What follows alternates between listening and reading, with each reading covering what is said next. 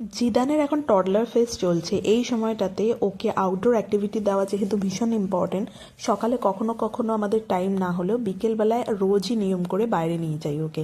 আর open এরিয়াতে অনেকক্ষণ ওকে খেলাধুলা করতে দিই। আজকে পার্ক যদিও বন্ধ হয়ে গেছিলো অনেকটা সন্ধে হওয়ার কারণে, কারণ জিদান আজকে লেট ঘুমিয়েছিল।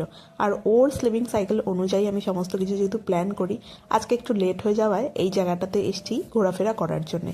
অনেকক্ষণ ও এখানে খেলাধুলা করলো। আর রাস্তার ধারে যেহেতু প্রচুর গাড়ি যায়, ওর গাড়ি দেখতে ভালোবাসে আর এই জায়গাটা ওর জন্য একদম আইডিয়াল।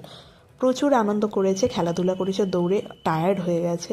তো এরপরে হয়ে যাচ্ছে ডিনার টাইম। তো খানিকক্ষণ ওকে খেলাধুলা করিয়ে নিয়ে যখন বেশ খানিকটা রাত হয়েছে, মানে এখন বাজে প্রায় 8টা 10-15, এবারে বাড়ির দিকে যাব আমরা।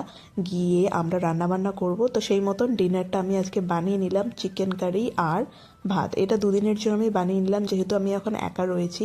একসাথে বেশি করে রান্না করে রাখি যাতে জিদানকে আরও বেশি টাইম দিতে পারি। দেখা হবে নেক্সট মিনি ব্লগে। ততক্ষণ সকলে ভালো থেকো।